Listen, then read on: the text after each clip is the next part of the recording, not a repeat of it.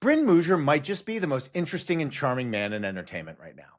And I don't say that lightly. We've had some great people on this podcast. But Bryn is an Emmy-winning and Oscar-nominated filmmaker, the founder of Riot and XTR, and now two companies changing the way we make and use video in the AI era. Moonvalley's Murray is the first video model trained entirely on fully licensed footage. What's crucial about that is it makes it safe for studios and agencies to use. And Asteria is an AI-forward entertainment studio at the creative frontier that's using the tech developed by Moonvalley and others to fundamentally change production processes with an artist-first approach. Now, Bryn has built his career in notoriously hard places you don't go for the money, you go for the love of the game. Conflict zones, independent documentary, early digital media, areas where the odds are bad, the work is tough, and the rewards, if they come at all, are measured in impact, not cash. Now he's bringing that same energy to the AI era, proving that you can innovate without cutting corners and that great stories still come from great storytellers. So today, we get to speak to a man with vision and a healthy appetite for risk. But I think what Bryn has also proven is that he has the rare courage to keep showing up for the things he believes in, even when the path is steep, the work is hard, but he knows it's the right thing to do. Let's be clear. This is the thing that every creator is asking for in the AI era. A good person with a good team, respecting artists' copyright, respecting their process, and respecting their hard-won expertise to ensure we go into the AI era with our souls intact while still making great shit. So anyway, please stick around. You're going to be glad you did.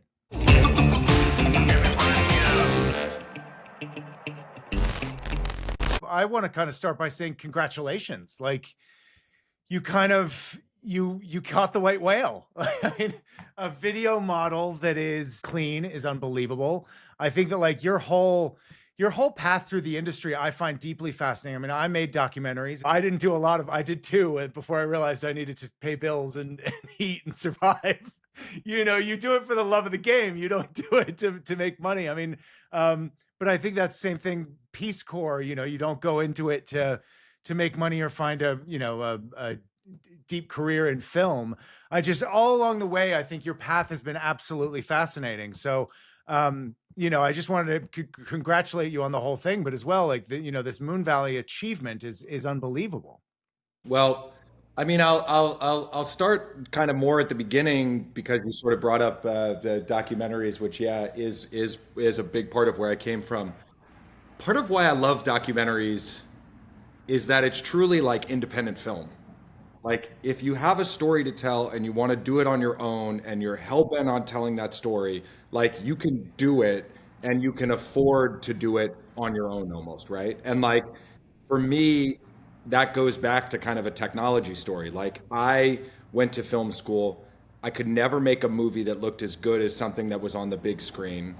The Canon 5D DSLR came out and you could throw a cinema lens on it and all of a sudden I could make something that looked as good as anything else. It was literally this one piece of technology that allowed me and basically my whole group of colleagues at that time to become documentary filmmakers. It was like, what everybody talks about are these democratization moments of technology. That was the democratization of like, indie film, but really documentary especially. So I love documentaries because I love telling stories and true stories, of course. But what I really love is that the spirit of being able to go out as one person or a small crew who has a story to tell and is going to go tell it. You know how that goes. Like somebody's like, I want to make this documentary, and it's very hard to find funding. So it's like, okay, well, like go start it. Like just go shoot. What you got to start getting to that at least 650 hours, or at least 450 to 650 is sort of the minimum of time commitment required to have even something worth coming into a first cut, let alone all of the follow-ups. Nobody's going to save you, right? Because people, as we run a documentary studio, we get pitches all the time where it's like people are like, you have to fund this thing, and it's like, well, it's clearly very important for you. So like you got to keep going further before it becomes this thing. And I think that spirit allows these filmmakers who are like, we're going to do this no matter what because I have to tell the story, go out and do that. And I think if I fast forward to what's exciting about it now, it's actually not like it's a pivot now into AI. It's like AI now it has this moment where people can make sci-fi films with a small crew of people, or they can make animation with a small crew of people, and that's really exciting. So that spirit of what drove me so much to love documentaries was that like it was an art form inside of cinema that was achievable to do with pure grit and determination and asking your friends to help you on the weekends or something. And like we can do that now in whole new genres of cinema, and that's what drives me here as well. Yeah, I always say that documentaries are made with duct tape and blood. It's and Credit cards. Yeah. exactly, and maxed out credit cards. But I think that what's great about that is that you forgive so much. Like, I can't imagine somebody looking at a documentary and going, I can't believe they used AI. It's like they are going to use whatever is available to them. There is no gatekeeping of anything. Can you make it look good and make it and keep people sticking around, to finish with that. I loved it when the 5D came out because it was sort of, it would crush the blacks. It would make it like, overly saturated, but that sort of stylistically made it work in camera.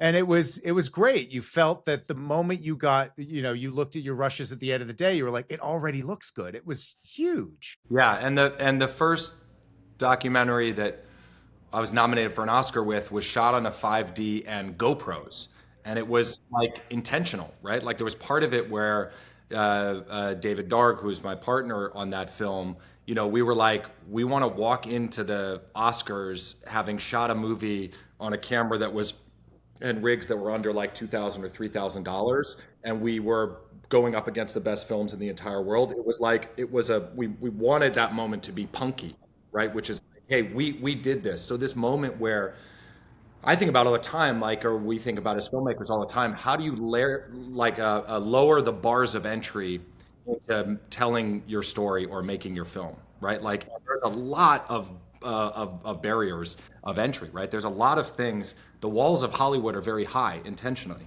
There's a lot of things that keep people out or keep people from making their own movies and doing whatever else, whether it's cost or access or whatever it is. And I think if you can help lower some of those, then you have a world where you have more films being made by more people with more diverse backgrounds, and you have a better industry overall, right? And you have a power system that's less consolidated, which is where a lot of our problems come into anyway in the first place in the industry.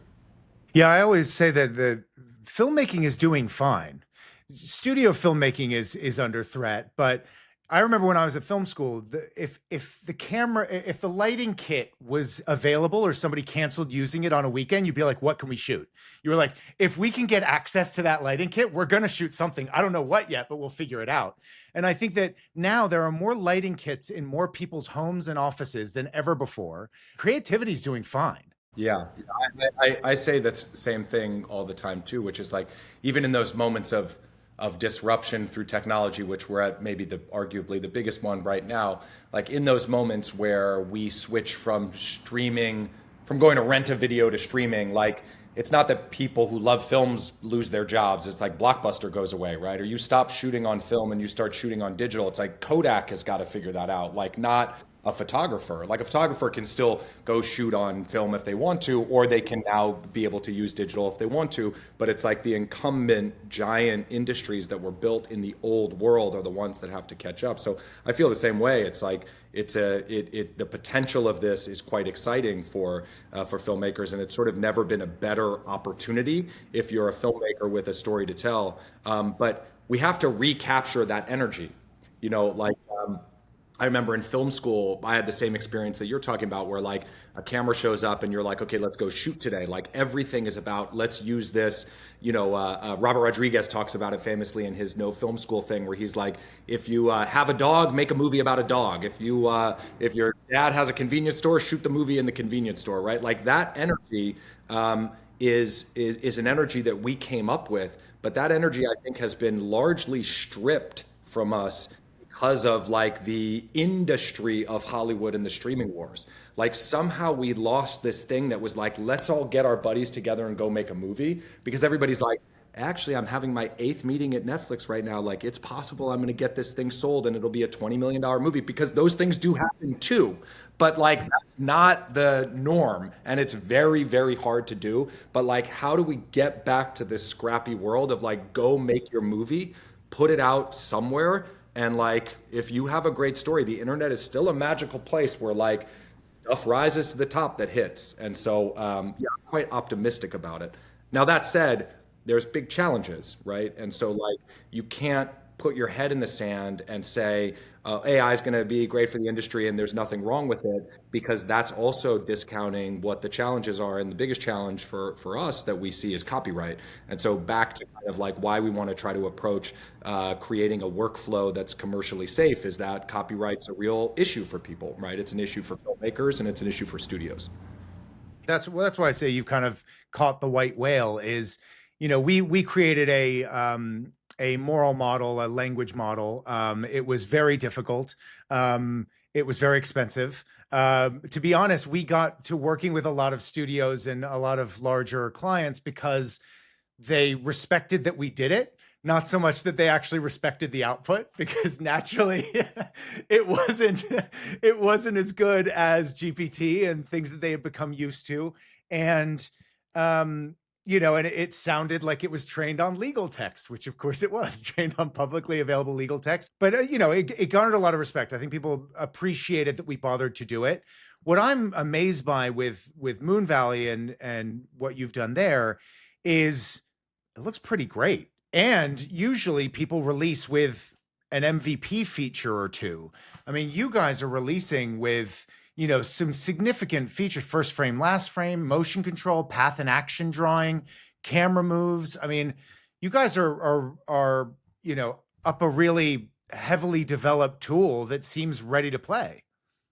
Yeah, I would love to take all credit for it, but it's really, we were lucky enough to, what I was working on building at Asteria was like a studio in the model of like a DreamWorks or ILM or Pixar, like any of these studios where there's a technological shift, really smart people from different backgrounds come together to try to solve a common problem, and then you put the best filmmakers in the world to go make films with them. Like, that was the thesis.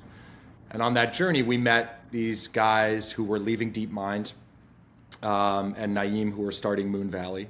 And they were, they saw that the future was visual intelligence, even more so than large language models. And I think set out to build the best visual intelligence model like the world had ever seen. And that's, incredibly exciting when you think about its applications across industries. But what's exciting for us is its applications inside Hollywood. And I think if you're going to be thinking about how building models works across different industries, you have to think about how to adjust those models for the industries that they're playing in, right? So whether it's like, cultural or legal regulations or those things. And so they,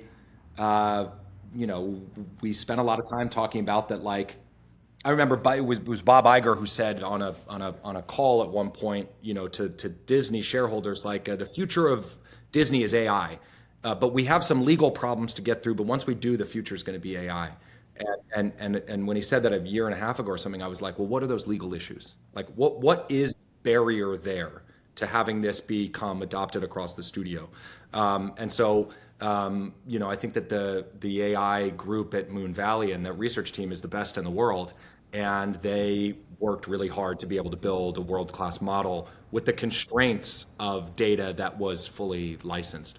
It wasn't, let me just say, it was not easy or cheap or without struggles and what did you say? Blood and something else? Yeah, duct tape and blood. Duct tape and blood. But we are in the very early days of it, and it's only going to get better from here. And I think that when you think about what big large language models need to do, which is like everything everywhere all the time or whatever, versus when you think about what really robust visual intelligence models need to do for visual effects and animation and advertising, it's not everything, right? So like, you actually can find a really powerful way to get very clear about how do you look at at least at the start, a production model, and think about all the places where you can compress the time it takes to make stuff while keeping your artists and your creatives at the center. And if you're focused on that, I think like the team was, then you can build something really special. Again, early days. Yeah, I mean, we had Andre Vargas, the chief data officer at CAA, on just the other week, and he was talking about the three C's: consent, credit, and compensation. And I think that like what's great is that obviously from the training data standpoint, you've licensed all of that stuff. A lot of it is it Asteria?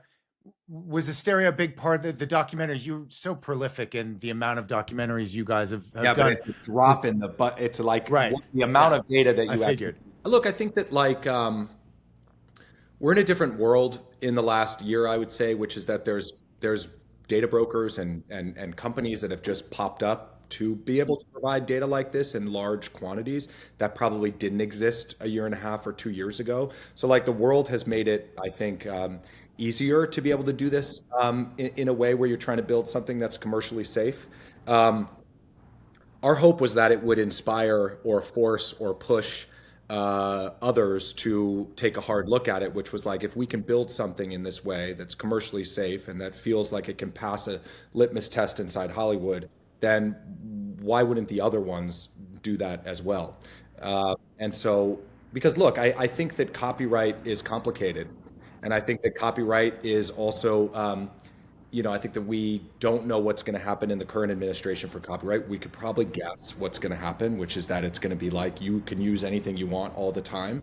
If that happens, that actually doesn't mean that Hollywood just falls in line with whatever the administration says.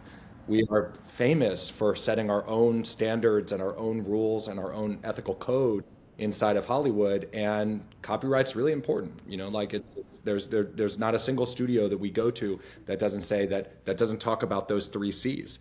I think that there's an idea somehow, which is a false narrative, that behind the scenes at the studios, there's just like cigar chomping executives being like, "What if we could fire everybody and just prompt our way to the movie?" And like we're working with all the studios. Like I don't know, that's not my experience, and I'm pretty much in the backest room you can get to. And even in those rooms, they're like, "Hey, like we have seen what happens when a technology disrupts the way we make stuff with computers before animation or VFX or whatever else.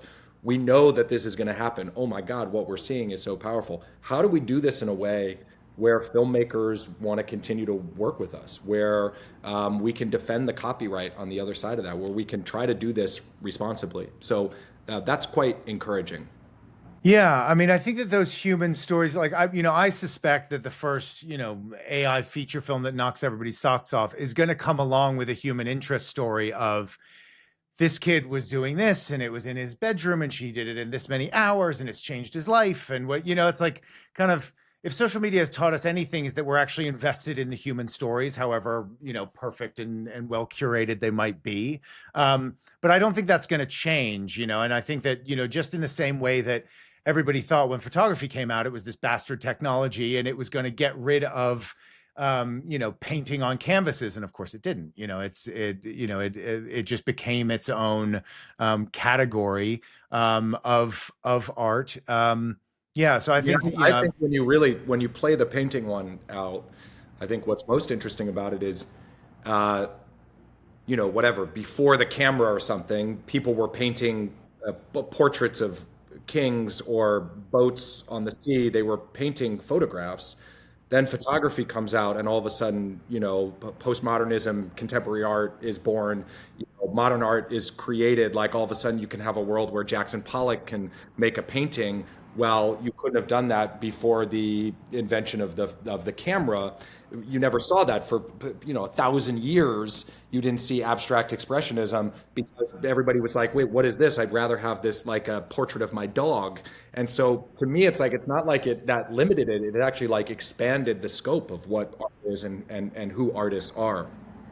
Yeah, you've talked before about sort of, you mentioned Picasso, I think, and talked about the suffering that, that is sort of evident in art, and that suffering is a sort of key part of the creation of art. Because I agree. I think that even in his Dove of Peace, which is really only about 3 or 4 lines, but what's amazing about that is all of the study that is kept away from that. It's the choice of, no, I could have drawn anything. I could have done the Dove of Peace as a cubist painting. I Yes. chose not to. I decided that these 5 lines were enough. The suffering by its lack is almost there. It's a part of the story of that drawing.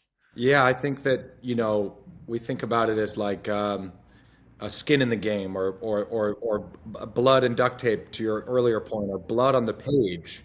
It's like if you go ask a AI model to make you 1,000 doves, of peace, or 1,000 Mona Lisas, it's empty in there. There, even on the subconscious level, I really believe that you're missing.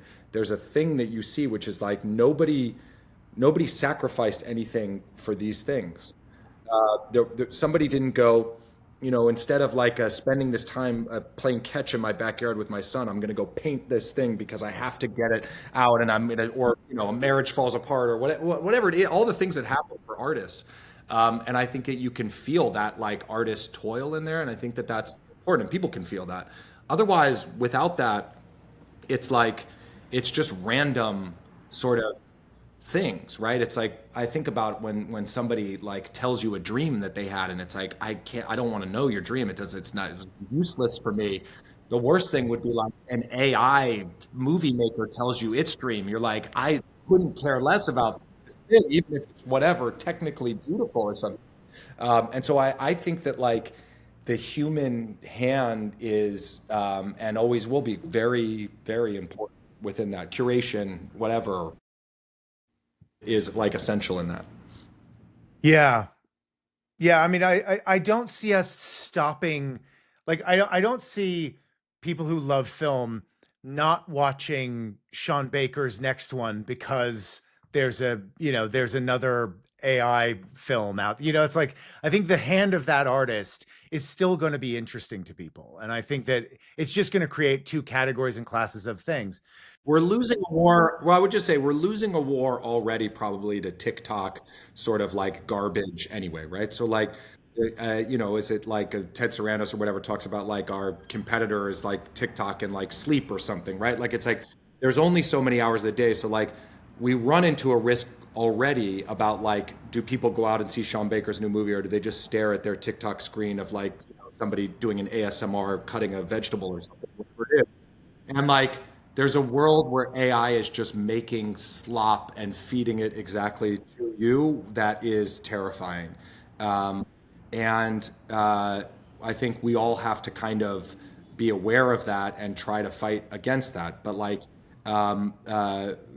could, having a tool for Sean Baker help him in some way make his next movie, maybe by making the development process a little shorter, or being able to help if it's do some backgrounds. I don't know. I think there's a lot in there that can be very useful for even independent filmmakers like that. Yeah, I spoke to Brady Corbet's producer, and he was saying, Brady actually, the AI he used on The Brutalist actually Yeah. created more work. Like Yeah, it was yeah. about trying to make the language relevant to the time, and it was about trying to get a more precise version of history or version of his story. It wasn't used to, Cut a corner. yeah, precisely right. It was, Yeah, I think that Brady talks about it the best, where he says like, what's going to help me make the best film I possibly can make? And if we can be a part of that future by allowing filmmakers like him to make the best film that they could make, and do it in a way that is responsible and isn't in stealing his movie to help him make the next movie, that's, I think, the goal of it. Yeah, I mean, so what does that look like? You at Asteria, you've talked about being artist first. How are you broadening out in terms of your narrative and editorial choices? And then how do you do that respecting the artist primacy in that process? I mean, I think that documentaries is probably a small part of what we're doing now at Asteria. There's a lot that I think is interesting around recreation. We worked on a film called Free Leonard Peltier that was at Sundance, that had recreations, that was done in partnership with the Archive Association. And, I think there's a lot of things that are interesting still in nonfiction, maybe less like capital D documentary than like, nonfiction television, History Channel, A&E, whatever. But at the studio on Asteria level, we're really building custom models for film and television projects. We're building custom workflows on top of those, and then we're really looking at, like, again, all those places where you can compress the time that it takes to make stuff while keeping those filmmakers at the center. So where you see probably the most kind of efficiencies is in stuff that goes as much through the model as possible, right? So if you're doing a movie and it's got, what 1% of it is a VFX shop that you could use AI to help you with it, well, that's not, you're still going to make you're not going to change the economics of that movie that much. But if you're talking about how you do an animation, where everything flows through a model, then there's a lot of economic change that happens in there. Yeah, you talked a bit about somewhere else I saw that you talked about almost having a model per project, sort of like a Yes. full project Laura, as Yeah. it were. Like how does that feed? I mean, how much of that is the artist really kind of brain dumping theme and stylistic choices, and what does that kind of look like? Or Well, is that I, something on the horizon, or is that sort of a now thing, you think? I think that in the very near future, every film and TV project will have a custom model and an agentic partner to help you make it. And I'm confident in saying that because I think that all of us in our lives are going to have an agentic partner who's helping us with our lives, which is this kind of like agentic assistant, right? Like we're all going to have a Siri or a whoever who's like, helping us with emails, booking travel, whatever. Like I think that our lives will all have this kind of assistant with us. And so film and television will be the same thing. And I think that you'll probably be able to cart your same assistant over to all those places and it'll be able to work in those things. But I do think that the world that we're moving into has this sort of like agentic, is this agentic world, and I think filmmaking is the same. So I'm confident that that's what it's going to look like for film and TV. I think for people who aren't following it as like closely as us, you could just think of it as like a series Bible, or you could think of it as a smart an assistant that can help you with everything from research to even rendering backgrounds that you want, or helping fill in crowds or whatever else like that. But it's your partner who's there, who is an assistant across all these different departments. It doesn't mean that it's replacing all of those departments. It means that it's enhancing all of the people who are still working in those functions. Yeah, and let's say, I mean, because obviously standard tool for a director going into a project is a lookbook and then a mood board, and this is my mood board for production design. This is my mood board for the way I want the interstitial animations to look, or whatever else. Then you get back into that copyright question again, don't you? Where you're like, well, the goal is to amalgamate these ideas and take, Man Ray and mix it with, something Chris Nolan did, or what, and it's the ways the artist looks at those two things and goes, no, I see a path to connecting these incredibly disparate elements. But the moment they go into a model, don't you suddenly get into this, scary place again where you're like, oh, well, then attribution and whatever. And it's something that makes all the sense in the world on the human process. But the moment it goes into a model, how do you handle something like that?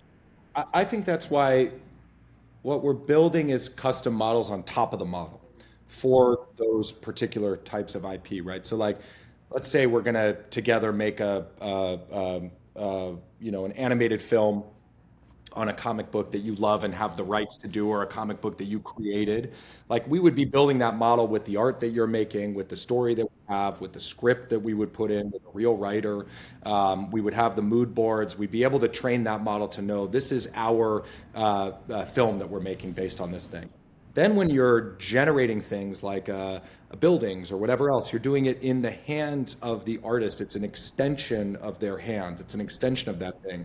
That's where I think, like, if you really pull back and think about what is happening right now, like with this AI thing is like, everything gets lumped into that. But like, I think if you pull back and say, what is this technological shift? What is happening? Why do people think this is such a seismic shift? Well, to me, the answer is like very simple. It's two things. It's like there's chips like the NVIDIA chips that can make you render things in real time and very fast. And so what are the implications if you can render things in real time when you think about development and previs and VFX? There's a lot. And then two, and this is more on the AI side, if you can train them in, if you can fine tune all of that into one piece of IP that you own that you're working on, and the combination of those two things, which is you can render stuff really fast and you can generate things on model, on that piece of IP, those two things combined are sort of the revolution of what's happening. There's a lot of other noise about AI, this, that, whatever, but it's really like those two things and the confluence of them coming together. That's like the sort of seismic event of what's happening in the industry. Then when you just think about, okay, well, what does that mean in film and television? And it means a lot. Yeah.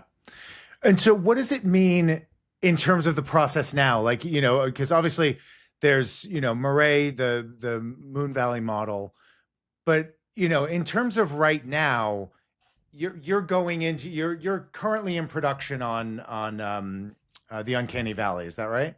Yeah, we're in production on about like 6 things right now. Right.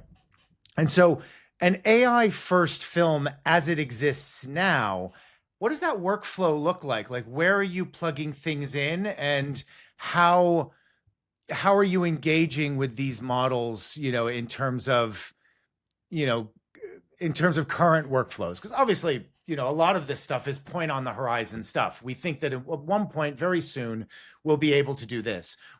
What are you doing now?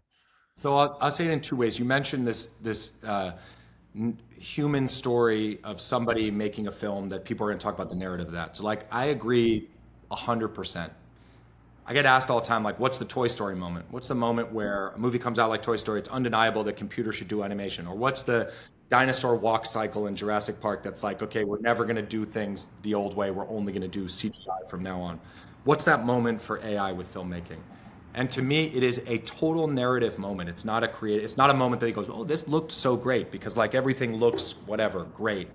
It's a moment where it's like, this little team made a movie like with the budget of Flow, but it did Lilo and Stitch numbers at the box office. And they didn't do it at a studio. They borrowed money from their aunts and uncles, and they actually owned the thing. And they're like, they made $100 million each on this thing. Like, and that's the Blair Witch product of AI filming. Paranormal Activity. Yes. Yeah. That's coming. I hope that we're the studio I hope one of the films we're working on right now is that film. It's going to come, and it's thrilling to think about.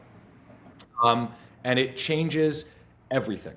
And every studio at that point has a crisis meeting going like, what are we going to do? I mean, it is a paradigm shift that's coming. That's quite exciting.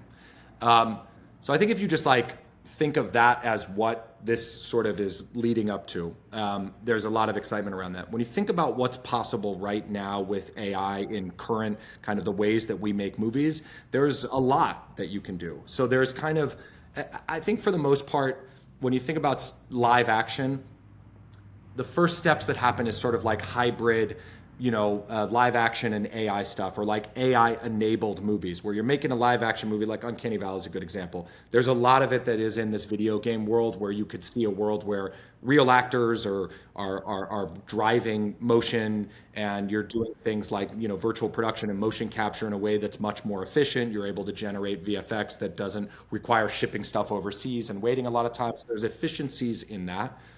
Our belief in what we see is that like filmmakers actually can get closer to the final product when they're closer to kind of their teams and their leads having control of those VFX and those outcomes of that, right? Rather than like, hey, we go into a desert land, and then they're like, cool, come back in 4 weeks. Like the VFX company in Thailand's gonna send you this thing back and let us know what you think about it. And it's always like, no, that's not it. Actually, what I meant is this. Versus like, could you sit at a table with your head of VFX, a cinematographer, a director, and be like, okay, I want the world to be like, ba ba ba ba ba ba ba, and you can see it in real time, the beginning of it. So like, there's stuff that's happening in development. There's stuff that's happening in VFX. And on animation, there's a lot, like from things like generating backgrounds to in-betweening to background characters to movement, that you're also seeing smaller teams being able to do things that are much, much bigger. So I think there's the world that we're in now, and the efficiencies and the ability for AI to help more people make stuff, or people make bigger or better stuff. Ed Sarando says, I hope AI can just make our films 10% better. I think that's the right approach to it. But then there's a future where things are even more generated. And that's not like the most interesting stuff right now that we're going for, right? Like that's not what we're focused on because I still don't know if that's certainly not interesting for me to say, hey, make me now a Star Wars movie and then it's like my buddies in it. Like that's not interesting. I don't think people are going to watch that. But people love to um, talk about that stuff. You know, it's like when people it's like a sexy thing to say on stage at South by Southwest, like we're building something and you just type whatever you want and you watch that movie. And the people who are saying that are not filmmakers. The people who are saying that are from Silicon Valley and they have never made a movie or even probably enjoyed a movie in their lifetime. Because if they did, they would know that that is not how people make movies. That is not what people want who make movies. And that's actually not how people watch movies. That is how people play video games. And there's a big market in video games of like, hey, I want to play Grand Theft Auto, but it's in my hometown. Like, that's a good business. Like, it's, build that business. But that is not how people watch movies. Like me and you don't go home and we're like, okay, now we want to watch Succession, but it's like but they're Yeah, in a but it's my dad yelling at everybody just because then just to remember what it felt like. and then we meet up later at the bar and you're like, man, my episode last night was crazy. And I'm like, my episode was crazy. And you're like, it's a dream. We're telling each other dreams. There's no common thing. And only filmmakers, I think, and people who love and cinephiles like understand that. And that's why, even if I go back to why we wanted to start this thing, it was because I would meet people building AI video companies at the biggest companies on the planet. And they were like building weird stuff that nobody asked for.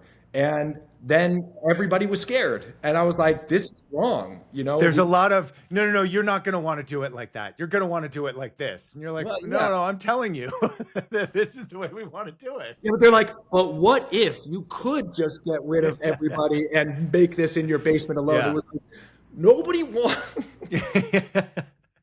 And but listen, I think that like that's the funny thing is I think we always focus on social media rotting our brains and turning us into zombies and whatever else, but the other side of it is more people creating. Like actually creating is part of the entertainment, like and we like doing it, and I think that that's the thing that has so many craftspeople up in arms is we're like, the amount of pain that we went through to learn how to do this thing. Like, I mean, I'm probably more proud of those documentaries than anything else because I made the least amount of money on them. It hurt to make them.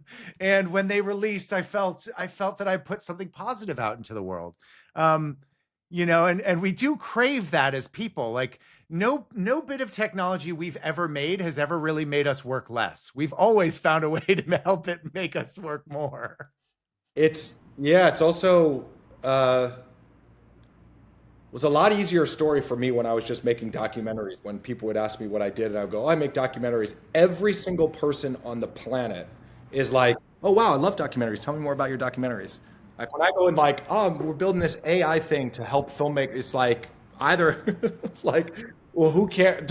People don't understand it, or they're very interested in it, or they're like, "Get out of here."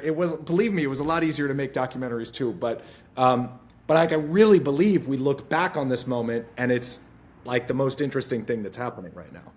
Yeah. Listen, it's so fascinating. I mean, we had Tom Payton on who did Where the Robots Grow. And for me, that was my Toy Story moment, like that was where I went. Basically, at some point during the film, he kills the digital dog. And I was yelling at the screen. Like, I wasn't crying, sure, but I was visibly annoyed, upset. I didn't understand why something else. I didn't turn it off. I didn't disconnect. I was actually more invested and upset that this character had died because I had come to feel for it. And there were, I do think, like you said, I think that that's coming, and I think it is going to change the game. And I think that, I don't know about you, but in the commercial world and the filmmaking world, and a lot of the people that I was around, there was this general poo-pooing of YouTube when it first came out in the mid 2000s. Yeah. And it was, well, that's where all the crap's going to go. That's where all the slop is going to go. And now it's sort of undeniably there are people who understand the format. They're growing like Mr. Beast and Logan Paul back into traditional legacy media, I think now we're sort of, these tools are just going to pour lighter fluid on that growth trend. And, we're going to have really interesting things coming out of, some film student at University of Boulder is going to see Shannon Deleu and go, well, I can do that. Yeah, I'm going to do yeah. some really weird stuff with this, and I'm going to make a really interesting avant-garde film that, maybe only me and my friends who wear skinny jeans and smoke a lot of cigarettes are going to like, but that's what it's going to be, and it'll find an audience. I guess the question is, I listen, I totally agree with that. There's a thing still about Hollywood, which is that it is very powerful in shaping culture in a way that is important to not sort of discount, right? Which is like, uh, Sean Baker can get a table at the Chateau Marmont anytime he wants, and Mr. Beast or whoever makes Skibbity Toilet probably can't. But Mr. Beast could buy the Chateau Marmont, and so could the Skibbity Toilet guy, right? So it's like, I don't know if I don't know how much. Like, I think that we need to be fully aware that the systems of distribution and reaching audiences has shifted dramatically, and even how to monetize things, right? Like, you look at Skibbity in the amount of money it makes in Fortnite or whatever. Like, we need to know all of those things, but we also need to be like still aware that like Hollywood is powerful. It is still, as even an exporter of culture or democracy, whatever. It's like there's a real power in that I think is like important that we don't all just kind of discount. And so I think it's about like, how do you really spend time paying attention to those things and understanding those things, and you can't ignore either one of them, right? Like, you can't ignore Mr. Beast because you're like, oh, but Angelina Jolie says this thing, and you can't ignore Angelina Jolie's power to like, sit down with the president of every single country if she wanted to, right? Like, and so I don't know. I think it's like we're in this like incredibly interesting moment where the future is like being written right now, and like, why wouldn't you do like what we're trying to do, which is like spend time to try to be a part of what the future looks like, and try to be conscious about how do you be a part of that future in a positive way for filmmakers. Mm-hmm. Yeah, I mean, what does it look like with new talent? Do you see the role of the studio turning more to, on some level, like being more like a sports team where you're actually spending a lot more time seeking out talent that's doing impressive things? And I mean, in some ways that doesn't change, but um, do you see a lot more kind of recruiting of talent from things that they're doing in their bedroom to, to trying to put a more professional sheen around it? Our thesis is been kind of closer to ILM, which is like, find those talented people in their basement somewhere and bring them under one room, and then bring in the best filmmakers to work with them and apprentice under those filmmakers. And the team that's back there is like, 30 something of the most inspiring, incredible people from all over the world who have figured out little parts of this puzzle. Um, and I think that many of them will be great filmmakers of tomorrow, but there's still like, it is not everybody is a filmmaker. Not everybody can do it. It's a real craft. And so I do think that it's like this, it's an evolution of kind of those things mixing together. Like, I think the world where people are like, oh, I saw this guy make this thing, and now what movie do you want to make, buddy? Is it's not going to work, right? Because what we've seen is, although impressive, we're seeing essentially silent sizzles with no real story. And it's like, oh, this guy made this spec Star Wars thing that's a knockout. And by the way, it's super impressive, but it's not a movie, right? But like, put that guy on, J.J. Abrams' team, and like, it's a knockout, right? And then take that guy out in 3 years and go say, okay, now you spent 3 years working for J.J. Like, what movie do you want to make? I think that's how it works, right? So I think with people who are just trying to cut to the front of the line and be like, I want to find these guys who are making this little exciting sizzle, I don't think you're going to see those movies come from those people. Yeah. Yeah. Yeah, it's interesting.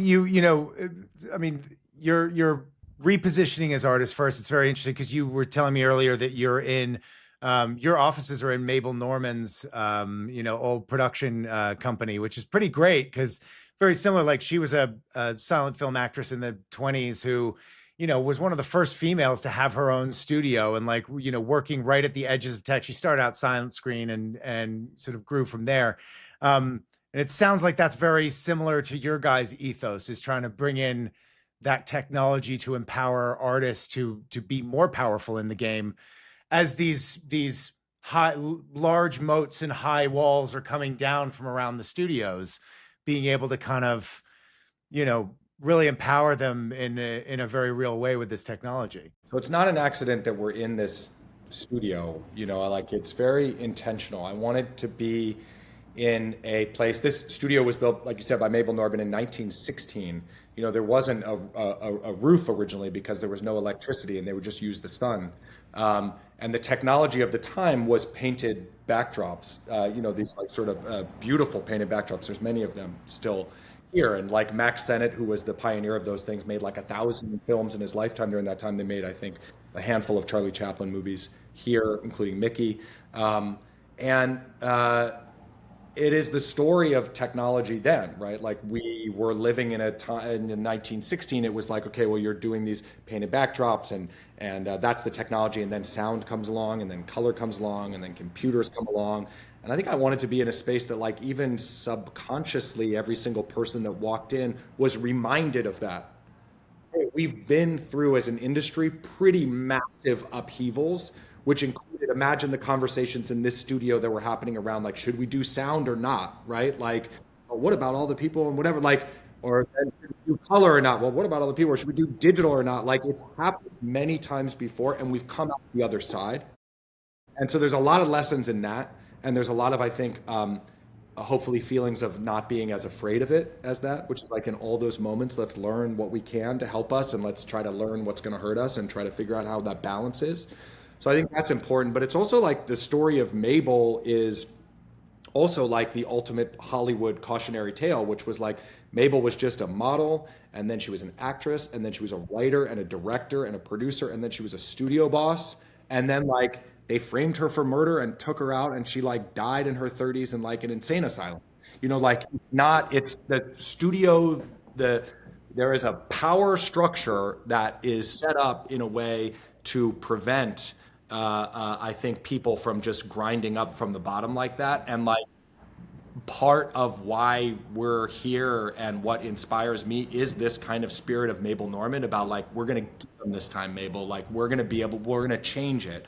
Like, I don't know. That's like, I have a little shrine upstairs to Mabel because I'm like, it's part of the DNA of what we're doing and part of the thing that drives us. And I hope that we're successful at it. We're going to try, we're going to spend as much blood and duct tape as we can to do it.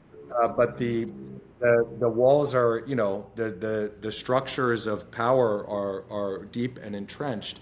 But I think that I think we got a real shot. Yeah, fantastic. Well, that's amazing. I mean, I just have one question if you have the time. There's a question I've been asking everybody. I grew up in advertising. That's where I sort of cut my teeth. And I had a great boss named Dan Wyden of Wyden and Kennedy, which is, he's kind of legend in the ad world, and he died quite recently. But he had this great quote where he said, "You're useless to me unless you fucked up big at least twice." um, and I just loved it. It gave a lot of cover because whenever you fucked up, you're like, well, that's one. It was your 9 lives, your creative 9 lives. And I was just wondering, can you remember, and would you be willing to admit any time where you fucked up, whether big or small, and what you learned from it? Oh my God. I've definitely fucked up many more times than 2 times. I think that, But big is the qualifier. Fucked up big. yeah, I think that there's been times where uh, one of my investors once told me a great piece of advice, which was never manage for the exits. And what they mean by that is basically like, don't build and you're only thinking about what the outcome of this thing is. Like, build something you love every single day. You believe in it. You're going to make it happen no matter what. Like we were talking about those filmmakers before. And there's definitely been times before where I ended up managing too much for the exits. As documentaries were booming with XTR, it was happening all to every single, I had this thesis, which was like documentaries never had an audience before. And now that they're on streaming, they've got an audience. So when all of a sudden they realize that they're going to need a lot of them, if you can build the best documentary studio in the world, they're going to call you. And so I was set out to build XTR to be the best documentary studio in the world. We got everybody called the second that they realized that. We started making a lot. We grew very quickly. Then everybody wanted to buy us. And I think that, and I had the advice before of don't manage for the exits. But it's easier said than done when you have the pressures of building something that's growing so fast, pressures of investors. And it's easy to kind of just lose sight of how you're doing the right thing that you believe in, because all of a sudden you have somebody being like, oh yeah, but we'll buy your company and make you, so I've fallen into that trap before. So I would say my wisdom to part on is that I think it's really true, and it's not just true for startups, it's true for life. Like, don't manage for the exits, like the journey is the destination, whatever, all those things. Yeah. Yeah. Cause probably you go, oh, well, it'll be easier once I sell. And then you sell and you go, well, it's not like I've ever sat around doing nothing before. So I'm going to just find something else hard to do, Yeah. How do you find a way to do what you love every single day and be able to support the family and whatever you like? That's the dream, right? Like, it's very easy when you're building something that's growing very quick to lose sight of that and be like, oh, what if I had a brownstone in New York? And what if I had a place in Paris? And what if I had this? And all of a sudden you're stressed. I'll tell you this, I know a lot of billionaires. I probably know as many billionaires as anybody else. And is very few of them are really, really happy. It is like money doesn't solve all of the problems. Power doesn't solve all of the problems. You have to really be loving it. So if you're just thinking about an outcome where you're like, oh man, one day I'm going to be blah, blah, blah, blah, blah, you'll lose sight of everything else that you do. Yeah. Well, that's fantastic. Bryn Mouger, thank you so much. It's been fascinating to talk to you. I'm such a fan of everything you've done. Your trajectory is just so fascinating and brilliant. And I'm so glad you're onto a winner here. And I think it's so fantastic. Well, so thank you. Thank you for spending the time. Thank you. And I love these conversations and love this show. So it's a big honor for me to be on. Thank you. Oh, I appreciate it.